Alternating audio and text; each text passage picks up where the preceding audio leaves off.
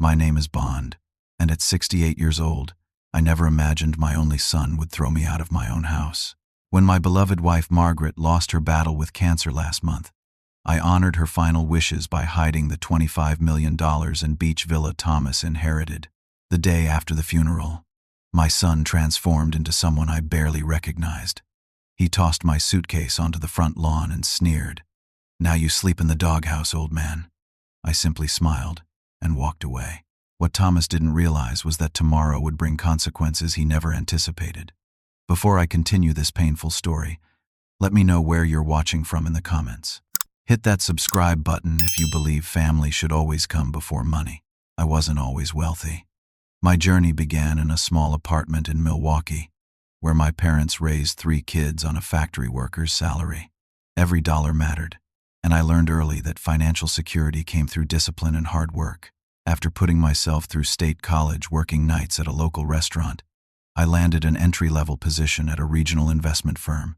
The hours were brutal, but I was determined to create a better life. Then I met Margaret during my senior year. She was studying accounting, brilliant with numbers, and possessed a smile that could light up any room. We connected instantly over coffee after a finance lecture, and within 6 months, I knew she was the woman I wanted to spend my life with. "We're going to build something special together," Margaret told me on our wedding day. "Not just a family, but a legacy." And build we did. After graduation, Margaret joined a prestigious accounting firm while I climbed the ladder in investment banking. We saved aggressively, living well below our means. By our 5th anniversary, we had enough for a down payment on our first investment property. Margaret masterfully managed our growing portfolio while I focused on expanding my client base at work. When Thomas was born in 1983, our lives changed forever. Margaret reduced her hours to spend more time with him, but never fully stepped away from our financial planning. We wanted our son to have opportunities we never had, but perhaps we went too far. Thomas attended private schools from kindergarten. He had piano lessons, tennis coaching, summer camps in Europe, and eventually an Ivy League education. We never denied him anything, convinced we were setting him up for success. What we failed to see was how this constant stream of privilege was shaping his character. "He needs to learn the value of money," Margaret would occasionally suggest, but I always countered that there would be time for that later. "Let him enjoy his childhood," I'd say. We worked hard so he wouldn't have to struggle like we did. By his mid-20s, Thomas had developed expensive tastes and a concerning pattern of behavior. Jobs never lasted more than a few months. Business ventures we funded inevitably failed. Relationships came and went, usually ending when the women recognized his immaturity and self-centeredness.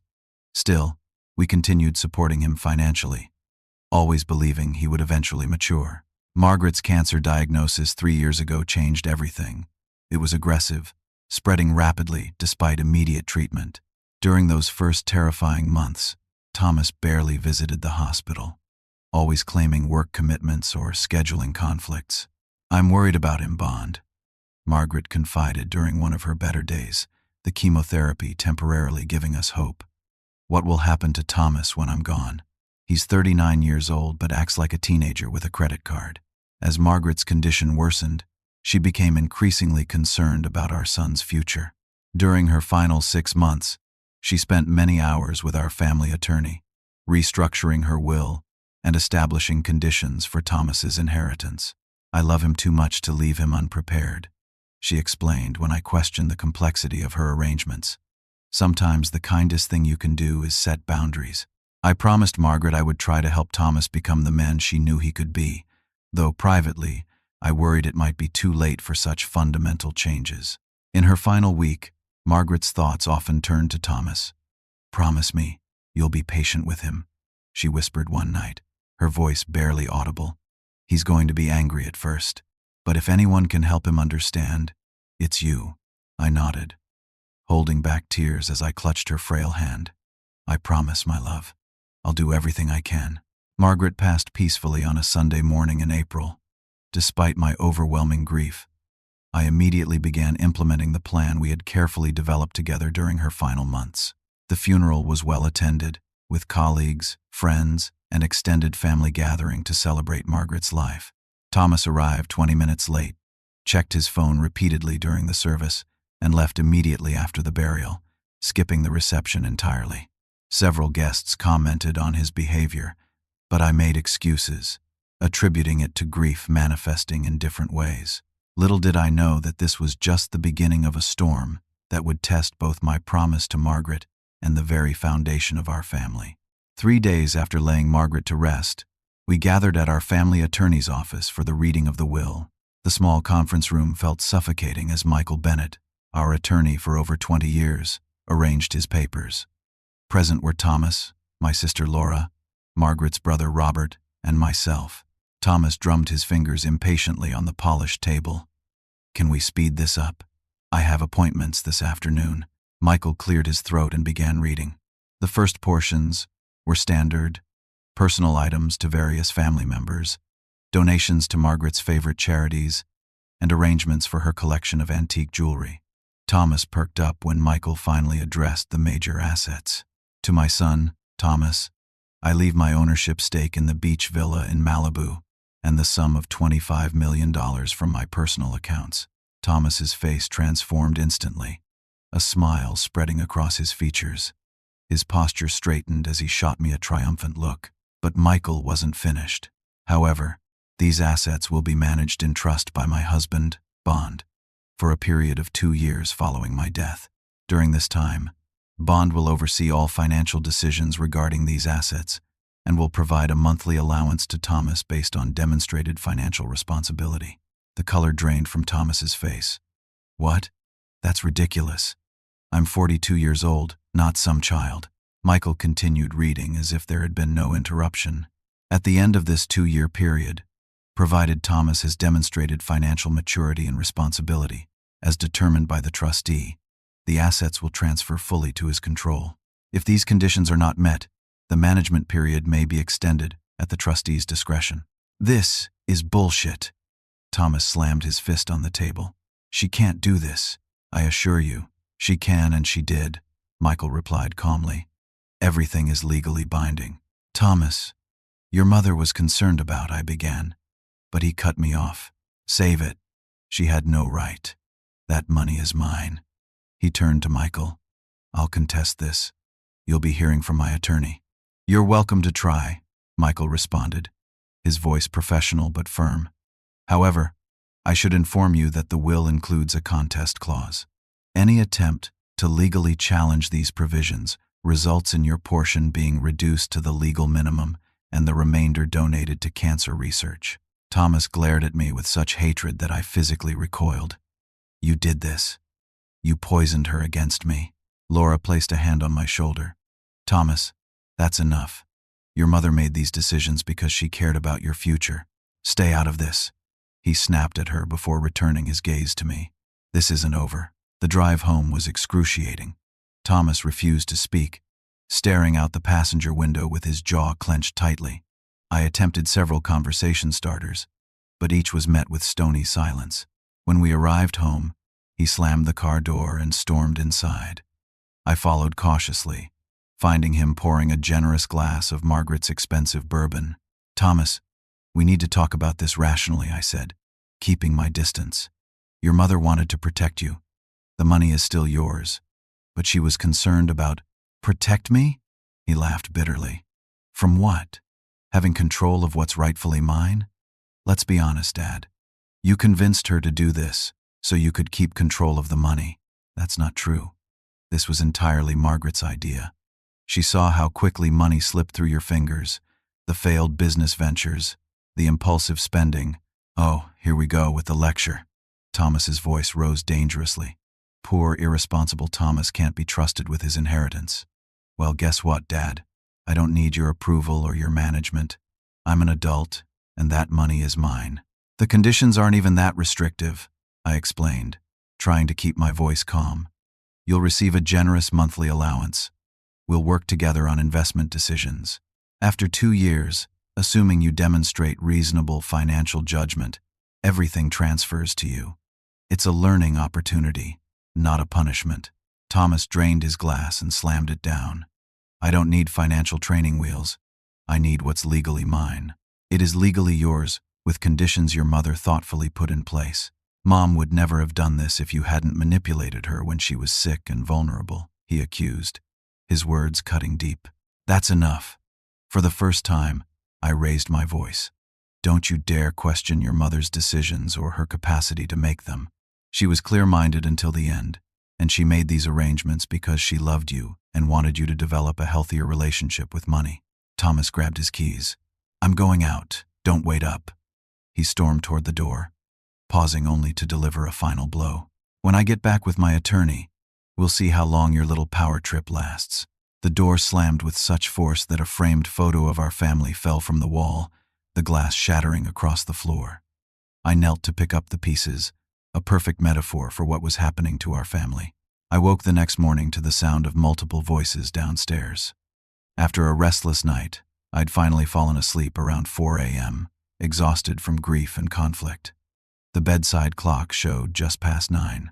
Pulling on my robe, I made my way downstairs to find Thomas and 3 of his friends moving through our house like a disorganized hurricane.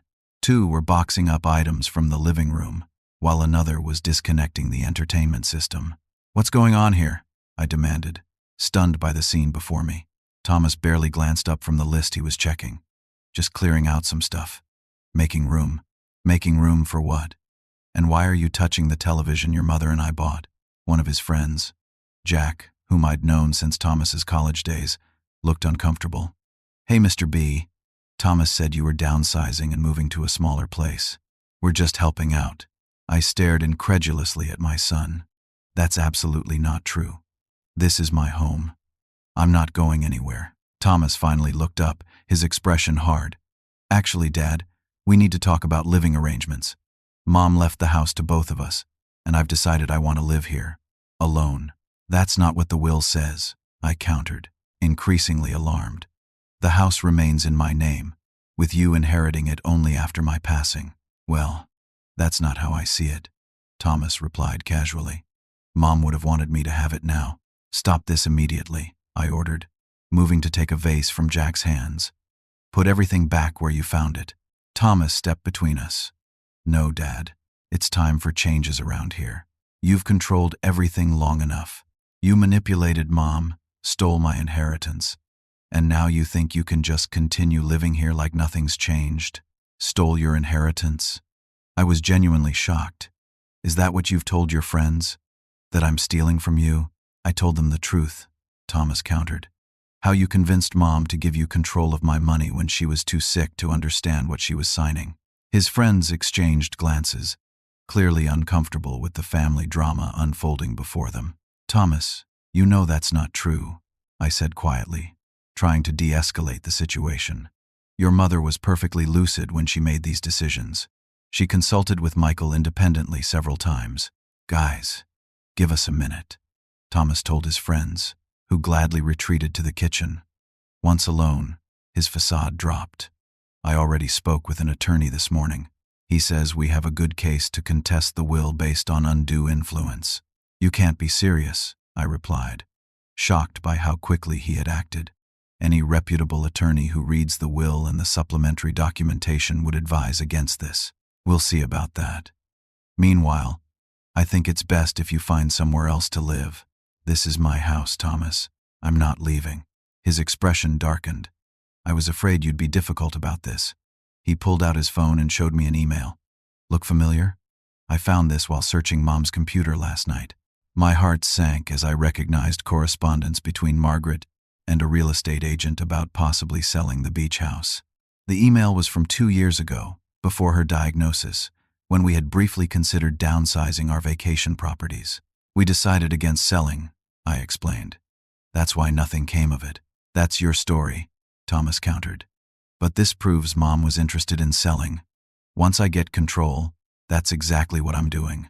That house is worth at least $8 million in today's market. The beach house holds 30 years of family memories, I protested. Your mother loved that place. It's not just about the money. It's always about the money, Dad. You taught me that with every missed baseball game and school play, you skipped to close another deal. His words stung because there was a kernel of truth to them. I had worked long hours building our fortune, sometimes at the expense of family time. But Margaret had always been there, creating balance in our family life. You're angry right now, I said, trying a different approach. That's understandable. You're grieving. We both are. Let's not make permanent decisions in this state. Thomas laughed coldly. Nice try, but I'm thinking more clearly than ever. He moved toward the stairs. I'm going to pack up some of your things.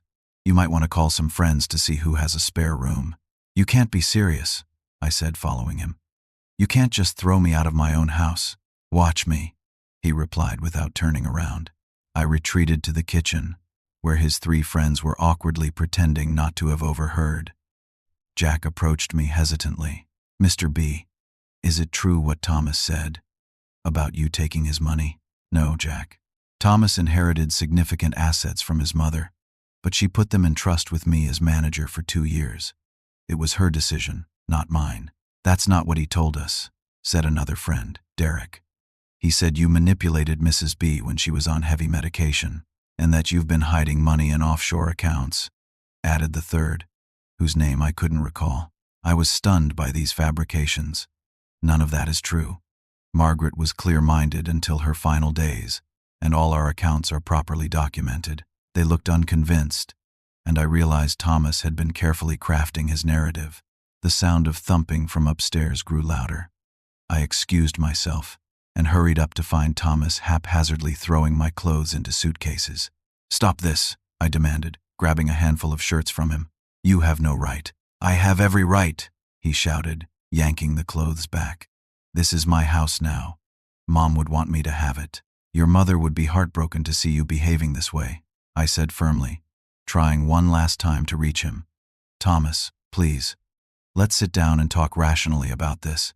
I understand you're upset about the trust arrangement, but this isn't the way to handle it. For a brief moment, I thought I saw hesitation in his eyes. Then they hardened again. There's nothing to discuss. You need to leave. I will not be thrown out of my own home, I stated, standing my ground. Thomas stepped closer, his face inches from mine. Then I'll have to make you leave. Before I could respond, he shoved me backward. I stumbled, catching myself against the door frame. The physical contact shocked us both. In 42 years, we had never had a physical altercation. Thomas, I began. But he was already dragging my suitcases toward the stairs. I followed him down and out the front door, where he unceremoniously dumped my hastily packed belongings onto the lawn. Neighbors across the street paused their gardening to watch the spectacle. Thomas, think about what you're doing, I pleaded, acutely aware of the public nature of this humiliation. My son stood in the doorway, his expression cold. I've thought about it plenty. You can sleep in the doghouse for all I care, old man. Just get off my property. With that, he slammed the door. I heard the deadbolt click into place, finalizing my exile from the home I had shared with Margaret for 35 years. I stood there amid my scattered possessions, aware of curious neighbors watching.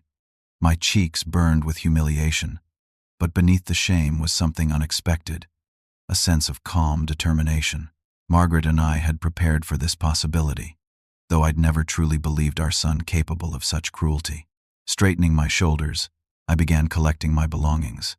A slight smile played on my lips as I considered what would unfold in the coming days.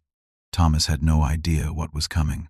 As I loaded my hastily packed suitcases into my car, I felt oddly calm despite the circumstances. The neighbors were still watching discreetly from behind curtains and over garden tools, but their pity couldn't touch me. I knew something they didn't. This humiliating eviction was not the end of the story. Driving away from the home where Margaret and I had built our life together, I allowed my mind to drift back to a conversation we'd had 6 months before her passing. She was having a good day. The pain managed well enough for her to sit in our garden, watching butterflies dance among her beloved roses. He might reject the conditions, Margaret had said, her voice weaker than before, but her mind still razor-sharp. Thomas has never handled disappointment well. He wouldn't go that far, I'd replied, naive in my fatherly hope. He might be angry, but he'll come around once he understands your reasoning. Margaret had taken my hand, her fingers cool against my skin. We need a contingency plan, Bond. Something to protect you if he lashes out. That afternoon, we had developed what Margaret playfully called Plan B. though there was nothing playful about its necessity. We had transferred ownership of our primary residence entirely into my name, removed my name from certain accounts that might be frozen in legal disputes, and established a separate emergency fund only I could access. Margaret had even recorded a video message explaining her decisions in her own words, to be used if Thomas contested the will. Not because I don't trust you, she'd assured me, but because I know our son. He'll try to paint this as your idea, your control. He needs to hear it from me directly. Now, pulling into the parking lot of the Marriott Hotel 10 miles from our neighborhood, I was grateful for my wife's foresight. I checked in using my personal credit card, one Thomas knew nothing about, and requested a room for at least a week. The first order of business was contacting Michael Bennett. He actually threw you out. Michael sounded genuinely shocked when I called him from my hotel room. Bond, we can file for an emergency injunction. It's your house, legally registered in your name only. Not yet, I replied, unpacking the few clothes Thomas had allowed me to take. Let's see how this plays out first. Has he contacted you? His new attorney called an hour ago, demanding copies of all documentation related to Margaret's will and trust arrangements, Michael confirmed. I informed him that everything was in order and advised against pursuing litigation given the contest clause. And he threatened to sue for professional malpractice, claiming I took advantage of a terminally ill woman. Michael's voice reflected his professional outrage. I've documented every meeting with Margaret, including her independent medical evaluations confirming her competence. They have no case, but they seem determined to try anyway. Exactly as she predicted, I sighed, sitting heavily on the edge of the bed. What's our next step? I've already instructed the bank to freeze the trust accounts, as per the contingency instructions. The beach house property manager has been notified not to accept any instructions except from you. Everything is proceeding according to Margaret's wishes. After ending the call, I methodically made a list of necessities I would need to purchase, since most of my belongings remained at the house. The hotel room felt sterile and lonely, a stark contrast to the home I'd been forced to leave. For the first time since Margaret's diagnosis, I allowed myself to cry, not just for her loss, which was still a raw wound, but for the son who seemed determined to destroy what remained of our family. My phone rang, interrupting my moment of grief. It was my sister Laura. Bond, are you okay? I just drove by the house and there are people carrying furniture out to a truck. What's happening? I explained the situation as calmly as I could, though Laura's outrage grew with each detail. That ungrateful little. I'm coming to get you right now. You're staying with us, not in some hotel. I appreciate the offer, Laura, but I think some distance might be good right now. Thomas needs time to realize the consequences of his actions. And what about you? You just lost Margaret, and now this. It's too much for anyone to handle alone. I'm not alone, I assured her, thinking of Margaret's meticulous planning. And this situation is temporary. Trust me. After promising to have dinner with Laura and her husband the following evening, I ended the call and turned my attention to a secure email account Margaret and I had established months ago. There, as expected, I found a notification from our bank confirming that the contingency protocols had been activated. All trust accounts were frozen, pending resolution of any potential legal disputes. The beach property management company had also confirmed receipt of the instructions limiting access to the villa. Later that evening, I met with a private investigator Margaret had recommended, a former client of mine who specialized in financial forensics. Over dinner in a quiet corner of the hotel restaurant, I provided him with documentation of Thomas's history of financial mismanagement. I need a complete picture, I explained. Every failed business venture, every loan he didn't repay, every investment he abandoned. Margaret kept records, but I want to make sure we haven't missed anything. What exactly are you preparing for? He asked, reviewing the substantial file I'd brought. A reckoning, I replied simply. My wife believed our son could become a better man, but she knew it wouldn't happen without consequences. I promised her I would try to help him, and this may be the only way. Over the next few days, I established a routine. Mornings were spent communicating with financial institutions and attorneys, ensuring Margaret's plans remained intact despite Thomas's efforts to circumvent them. Afternoons I dedicated to exercise and reflection, walking for hours through nearby parks where Margaret and I had once enjoyed Sunday strolls. Evenings were for family. Dinner with Laura one night, a phone call with Margaret's brother Robert the next. Throughout it all, I experienced a complex mixture of emotions: grief for Margaret, disappointment in Thomas, and guilt over my own role in creating this situation. Had we been too indulgent? Had my long work hours during Thomas's formative years contributed to his sense of entitlement? These questions haunted my quiet moments. 6 days after being thrown out of my home, the investigator delivered his report. It was even more comprehensive than I had anticipated, documenting a pattern of financial irresponsibility dating back to Thomas's college years.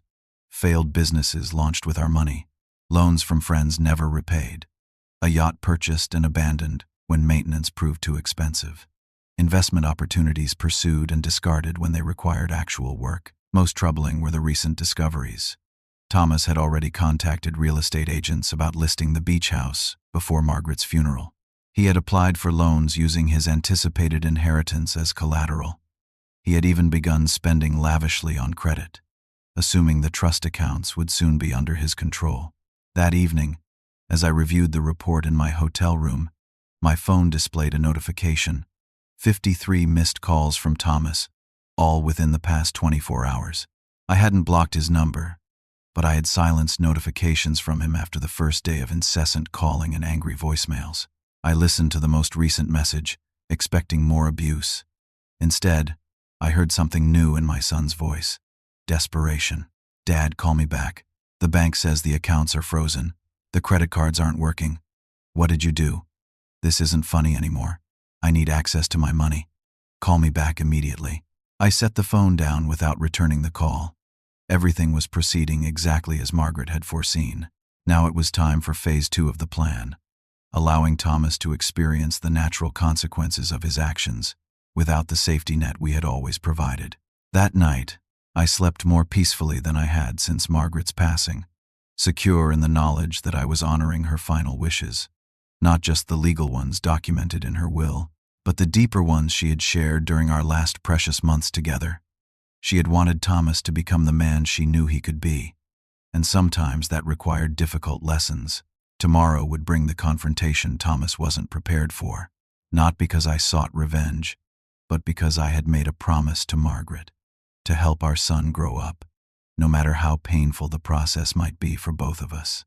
The next several days revealed the true extent of Thomas's dependence on our financial support. Through occasional texts from Jack, who seemed increasingly uncomfortable with the situation, I learned that Thomas had thrown an elaborate party the night after evicting me.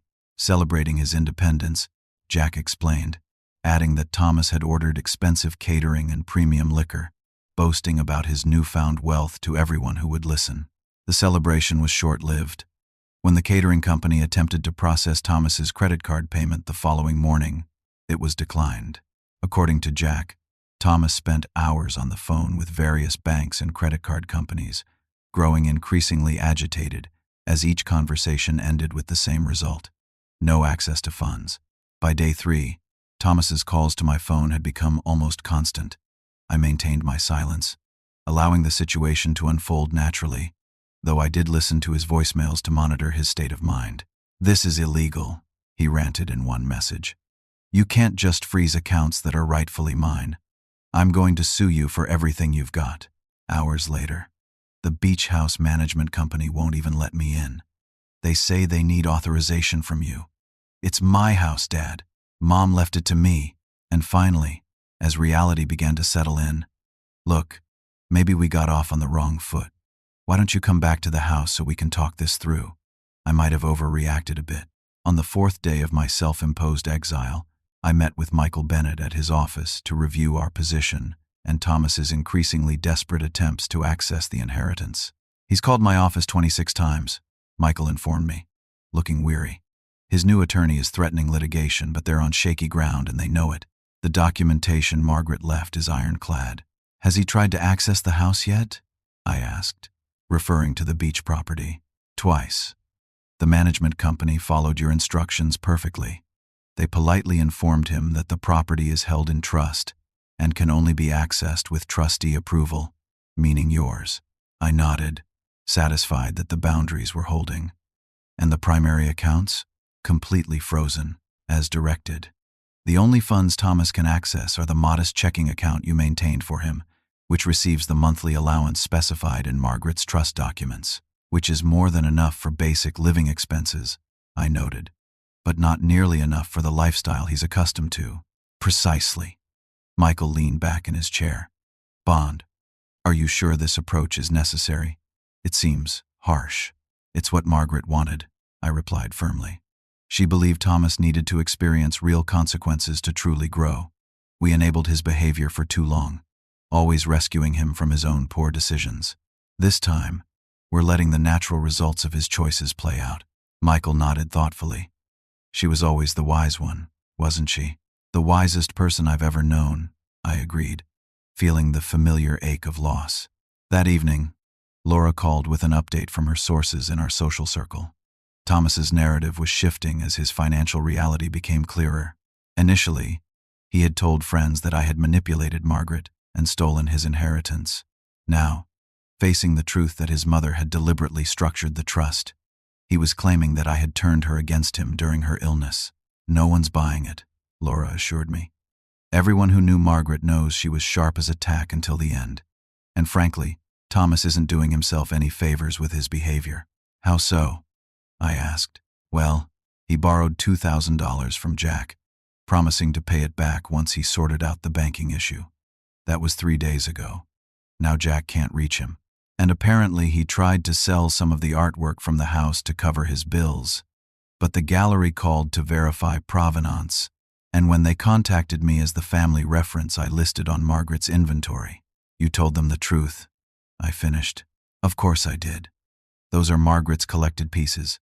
They're not his to sell. As the second week of Thomas's financial drought began, the reports grew increasingly concerning. He had attempted to intimidate the family accountant into providing access codes to additional accounts. He had shown up at the bank with altered documents, trying to convince them he had full control of the trust. He had even called Margaret's brother, claiming I was having a mental breakdown and needed to be removed as trustee. None of these attempts succeeded, but they painted a picture of a man growing desperate as his resources dwindled. The turning point came when Thomas's girlfriend of 6 months, Amanda, called me directly.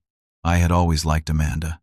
She seemed more grounded than Thomas's usual companions, with a successful career in marketing and a straightforward manner. Mr. Bond, she began formally, I think you should know what's happening at the house. She described a troubling scene. Thomas had been drinking heavily, lashing out at friends who refused to loan him more money, and making increasingly erratic decisions. Yesterday he tried to sell your car, she said, referring to the vintage Jaguar I'd been restoring in the garage. When the dealer realized it wasn't in Thomas's name, he canceled the sale. Thomas completely lost it, throwing things and punching walls. Are you safe? I asked, suddenly concerned about her well-being. I don't live there, she clarified.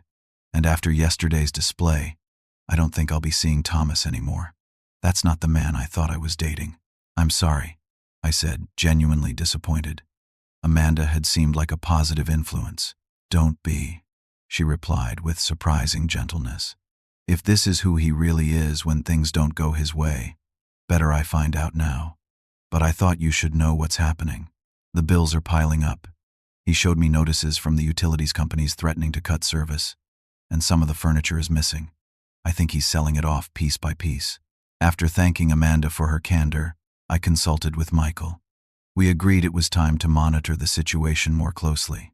The private investigator began daily drive-bys of the property, providing photographs and reports. The images showed a gradual transformation. Expensive cars belonging to friends no longer parked in the driveway, curtains remaining drawn throughout the day, mail and newspapers accumulating. 13 days after being thrown out of my home, I received the most disturbing voicemail yet. Thomas's voice was slurred, his words rambling and occasionally incoherent. You've ruined everything, he accused. No one will talk to me. Amanda left. The bank won't even cash my checks anymore. Are you happy now? Is this what Mom would have wanted? For you to destroy me? There was a long pause. filled only with the sound of labored breathing and what might have been sobbing. The power company's turning off the electricity tomorrow. I can't even afford to keep the lights on in my own house. Another pause. Your house. I guess it was always your house, wasn't it? Just like everything else. The message ended abruptly. I replayed it twice, hearing the defeat beneath the anger. According to our investigator, Thomas was now alone in the house. His friends had gradually stopped visiting as his resources dwindled. Even his attorney had withdrawn representation after Thomas couldn't pay the retainer. That evening, I packed my hotel belongings and checked out, declining the offer to extend my stay. It was time to return home, not out of victory or vindication, but because the first phase of Margaret's plan had accomplished its purpose. Thomas had experienced the consequences of his actions and his financial irresponsibility. Now came the more difficult part, helping him understand the lessons embedded in this experience. As I drove toward the house where my son waited in darkness, literally and figuratively, I mentally prepared for the confrontation to come. Margaret had foreseen this moment, had prepared me for it during our final months together. "It will break your heart to see him suffer," she had warned. "But remember that this pain serves a purpose. Sometimes we need to hit bottom before we can begin to climb." I only hoped that Thomas had indeed hit bottom and was ready to begin the ascent toward becoming the man his mother had always believed he could be. I arrived home just after 7 in the evening, parking in the driveway rather than the garage to announce my presence. The house stood dark and silent, a stark contrast to the warm, light-filled home it had been during Margaret's lifetime. Mail overflowed from the box, and newspapers created a soggy pile near the front steps. The lawn, which Margaret had always kept immaculate, was showing signs of neglect after just 2 weeks. Using my key, I entered quietly. The interior smelled stale, with unwashed dishes and takeout containers creating a pungent undertone. I flipped a light switch. Nothing. The electricity had indeed been cut off, just as Thomas had said in his message. I used my phone's flashlight to navigate through the cluttered living room, noting the missing artwork and smaller furnishings. "Thomas?" I called out, my voice echoing in the quiet house. No answer came, but I heard movement from the direction of the kitchen. Following the sound, I found my son sitting at the breakfast bar, illuminated only by the glow of a few candles scattered across the counter. An open bottle of whiskey sat before him, more empty than full. "Come to gloat?" Thomas asked without looking up, his voice rough from alcohol and emotion. "No," I replied simply, setting my suitcase down. "I came home." "Your home," he corrected bitterly. "You made that perfectly clear." I took a seat across from him, noticing how disheveled he appeared. His usually meticulous appearance had deteriorated. Unshaven, hair unwashed, wearing the same clothes I'd seen him in during our last confrontation, judging by the stains. "We need to talk, son." Thomas gave a harsh laugh. "Now you want to talk? After ignoring 53 calls? After freezing all the accounts? After turning everyone against me?" "I didn't turn anyone against you," I said calmly. "Your actions did that." He finally looked up, eyes bloodshot and unfocused. "So this was the plan all along? Humiliate me? Leave me broke and alone to teach me some kind of lesson?" "The plan," I explained patiently, "was to help you understand what your mother was trying to do when she structured your inheritance the way she did, by letting the power get shut off, by making all my friends abandon me." His voice cracked with genuine pain. "I didn't make your friends leave, Thomas. Think about it. They were happy to be here when you were throwing parties and picking up the tab. Where are they now when you actually need support?" He had no response to this, staring down at his glass. "As for the utilities," I continued, "the trust provides a monthly allowance that would easily cover those bills. What did you spend that money on instead?" Thomas remained silent, but his expression told me he understood the point. He had prioritized maintaining appearances over basic necessities, a pattern that had defined much of his adult life. "I want to show you something," I said, pulling out my phone and opening a video file. "Your mother recorded this 6 months before she died. She asked me not to show it to you unless absolutely necessary." I placed the phone on the counter between us and pressed play. Margaret's face appeared on screen, thinner than in her healthy days, but still beautiful, her eyes clear and determined. "Thomas," My darling boy. Her voice began, slightly raspy from treatment but strong with purpose. If you're watching this, it means things have gotten difficult between you and your father after my death. I need you to know that the trust arrangements were entirely my decision. Your father actually argued for fewer restrictions. Thomas glanced up at me in surprise before returning his attention to his mother's image. I didn't do this to control you or punish you, Margaret continued. I did it because I love you too much to leave you unprepared for the responsibility of wealth. Money without wisdom destroys more lives than it enhances. I've watched you struggle with financial decisions for years, always choosing immediate gratification over long-term security. Each time you made these choices, your father and I were there to soften the consequences. That was our mistake, and I'm trying to correct it now. Thomas's eyes had filled with tears, his hand trembling slightly as he reached for his drink. The 2-year trust period isn't about control, it's about learning. Learn from your father. He wasn't born wealthy. He built everything we have through discipline and wise choices. The money and property will be yours eventually, but I want you to inherit our values along with our assets. She paused, coughing slightly before continuing with a gentle smile. I know you're angry right now. That's okay. Sometimes the people who love us most are the ones willing to tell us the truths we don't want to hear. I love you, Thomas. I believe in the man you can become. Please don't let pride stand in the way of growth. The video ended with Margaret blowing a kiss toward the camera. Thomas sat motionless, tears now flowing freely down his face. She recorded that without telling me, he finally whispered. She made many decisions independently during those final months, I confirmed. She was determined to put her affairs in order in the way she thought best. Thomas drained his glass and pushed it away. So all of this, the frozen accounts, letting me hit rock bottom. This was Mom's plan. She believed you needed to experience real consequences at least once in your life. Without the safety net we always provided. It worked, he admitted, voice barely audible. I've lost everything. My girlfriend, my friends, my credibility. You haven't lost everything, I corrected gently. You still have a home, if you want it. You still have your monthly allowance from the trust. And you still have me, despite everything. Thomas looked up, his expression vulnerable in a way I hadn't seen since he was a child. Why would you even want to help me after what I did? I threw you out of your own house. I said terrible things about you to everyone who would listen. I tried to sell your possessions. Because I made a promise to your mother, I replied honestly. But more than that, because you're my son. And I believe, as Margaret did, that you can be better than this. He buried his face in his hands. I don't know if I can. I've messed up everything. I don't even know where to start fixing it. I reached across the counter and placed my hand on his arm. The first physical contact between us since the confrontation that had led to my eviction. You start by accepting responsibility. No more blaming me, or your mother, or circumstances for your choices. Then we rebuild, one day at a time. Thomas nodded slowly, unable to meet my eyes. I'm sorry, he whispered, for everything. I was so focused on the money, I didn't even properly grieve for Mom. I know, I said softly. She must have been so disappointed in me. No, I corrected firmly. Concerned, yes. But your mother never stopped believing in you. That's why she went to such lengths to create this wake-up call.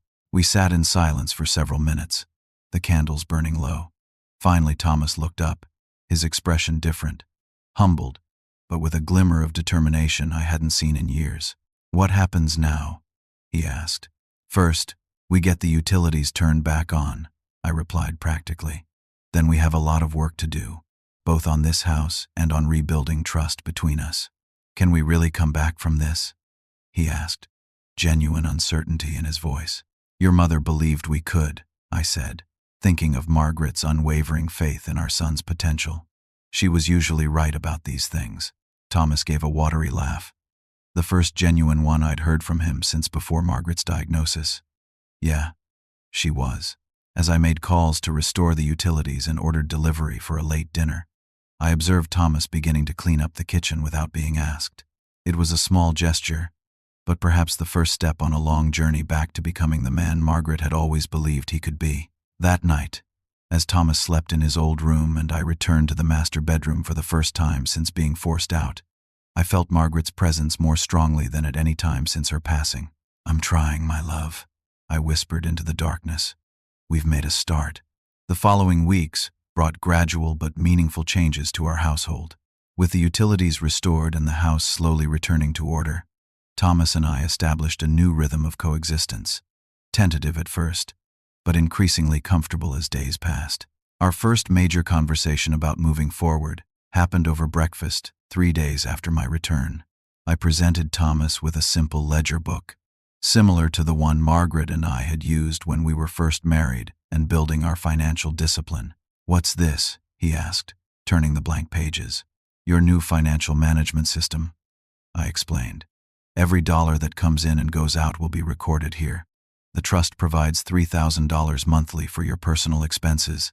We'll work together to create a budget that covers necessities first, then determines what's left for discretionary spending." Thomas looked skeptical. "I'm 42 years old, Dad. I don't need an allowance and a chore chart like a teenager."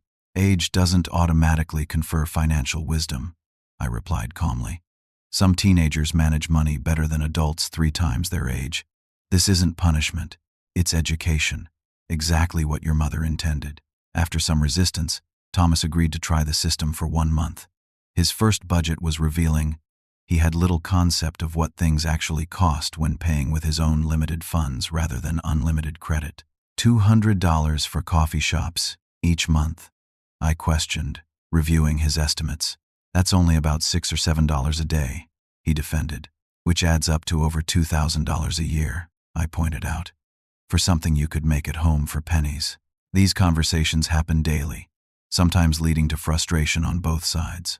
But gradually, Thomas began to understand the principles Margaret and I had lived by, despite our wealth. Value for money, mindful consumption, distinguishing between wants and needs. The most significant breakthrough came in the 3rd week, when Thomas received a call from Jack, one of the friends who had helped him remove my belongings from the house. Jack was calling to demand repayment of the $2,000 Thomas had borrowed. Instead of making excuses or avoiding the call as he would have done previously, Thomas invited Jack over. I watched from the kitchen as my son sat at the dining room table, explained his financial situation honestly, and proposed a payment plan of $200 monthly until the debt was cleared. "I know it's not ideal," I overheard Thomas saying, "but it's what I can responsibly manage right now. I give you my word that you'll get every dollar back." Jack seemed surprised by this approach but agreed to the terms. After he left, Thomas joined me in the kitchen looking both relieved and proud. "That's the first time I've ever had a conversation like that," he admitted. "Usually I just dodge people I owe money to until they give up asking." "How did it feel?" I asked. He considered this seriously. "Uncomfortable, but also good. Like I was taking control instead of just reacting." "That's exactly what financial responsibility feels like," I told him with a smile. "Not always comfortable, but empowering." 1 month after my return home, Thomas asked about getting a job. This simple question represented a seismic shift. In all his adult life, he had never sought conventional employment, always preferring to launch businesses with our financial backing or live off his trust fund. "I need more than the monthly allowance if I'm going to repay everyone and build some savings," he explained. "And honestly, I'm bored. The days feel empty." Together we updated his long, dormant resume, focusing on his education and the transferable skills he had developed through his various ventures, even the unsuccessful ones. After several interviews and a few rejections, he secured a position with a local marketing firm, entry-level despite his age, but with potential for advancement. "It's strange," he confessed after his first week. "Some of my co-workers are 20 years younger than me, but they seem more together, like they understand how the real world works in ways I never had to learn." "It's not too late to learn those lessons," I assured him. As summer turned to fall, our relationship continued healing through shared activities. We resumed the Sunday hiking tradition that had been a family staple during Thomas's childhood but had fallen away during his college years. On these walks through peaceful woods or along coastal trails, Conversations flowed more naturally than they had in decades. During one such hike in October, 6 months after Margaret's passing, Thomas broached a subject he had previously avoided. "I think I might need to talk to someone professionally," he said as we paused at a scenic overlook. "About Mom. About my behavior after she died. About a lot of things, really." "I think that's a wise decision," I replied, careful not to sound too eager and risk him withdrawing the idea. The following week, Thomas began therapy with a grief counselor who specialized in family dynamics. Though he kept the specifics of those sessions private, I noticed subtle changes in his perspective and his ability to discuss difficult emotions without deflection or anger. The most profound transformation came in November, when Thomas volunteered at the cancer center where Margaret had received treatment. Initially just helping with administrative tasks one Saturday a month, he gradually increased his involvement until he was spending every weekend there, coordinating support services for families experiencing what we had gone through. "They need someone who understands," he explained simply when I asked about his growing commitment. "And it helps me feel closer to Mom." As the 1-year anniversary of Margaret's diagnosis approached, Thomas asked if we could visit the beach house together, the property that had been one of the focal points of our conflict. We made the 3-hour drive in companionable conversation, arriving as sunset painted the ocean in brilliant orange and pink. Standing on the deck overlooking the water, Thomas spoke quietly. "I was going to sell this place, without a second thought. Now I understand why Mom loved it so much. The memories here are worth more than whatever money I would have gotten." "She believed you'd come to that realization eventually," I told him. That evening, over dinner on the deck, Thomas surprised me with a proposal. "I've been thinking about what to do when the trust period ends next year, and I get control of everything." I nodded, maintaining a neutral expression despite my curiosity about whether our months of financial education had made an impact. "I want to establish a foundation in Mom's name," he continued, "using a significant portion of the inheritance to fund cancer research and support services for families. Would you help me set it up properly? Make sure it's managed responsibly?" For a moment, I couldn't speak past the lump in my throat. "Your mother would be so proud of that idea," I finally managed. "Of course I'll help." By the time Margaret had been gone for a full year, our lives had found a new equilibrium. Thomas had received his first promotion at work, continued his volunteer service, maintained his budget discipline, and repaid his outstanding debts. The hostility that had characterized our relationship immediately following Margaret's death had transformed into something new, a partnership based on mutual respect rather than the complicated parent-child dynamic that had persisted well into his adulthood. On the anniversary of her passing, we visited her grave together, bringing her favorite yellow roses and spending a quiet hour sharing memories. "Do you think she knew?" Thomas asked as we prepared to leave. "That things would work out this way?" "Your mother was the wisest person I've ever known," I replied. "She didn't just see people as they were, but as they could be. She saw past your mistakes to your potential, and she was willing to make difficult decisions to help you realize that potential. Even from beyond," Thomas added with a sad smile. "Love doesn't end when someone dies," I told him, placing my hand on his shoulder. "It just changes form." In the months that followed, as Thomas continued his journey toward genuine independence and responsibility, I often reflected on the painful but necessary lesson Margaret had orchestrated. By allowing our son to experience the natural consequences of his actions, perhaps for the first time in his life, she had given him the opportunity for genuine growth that our well-intentioned protection had previously prevented. The $25 million in beach villa that had once been the center of our conflict no longer dominated our conversations. Thomas now spoke more often about his work, his volunteer service, and the foundation he was methodically planning. Money had transformed from being the focus of his life to being simply a tool for creating the impact he wanted to make in the world. As I watched my son evolve into the man Margaret had always believed he could become, I understood the profound wisdom in her approach.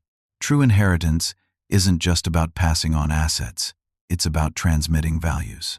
And sometimes, the most valuable gift we can give those we love isn't protection from life's hardships, but the space to experience consequences, learn from mistakes, and develop the strength of character that comes only through overcoming adversity. What's the most valuable inheritance you've received from a loved one? Was it financial or something more meaningful? Share your thoughts in the comments below. If this story resonated with you, please like, subscribe, and share to help others find it. Thank you for listening. And remember, family bonds can be tested, but never truly broken, when built on a foundation of love and wisdom.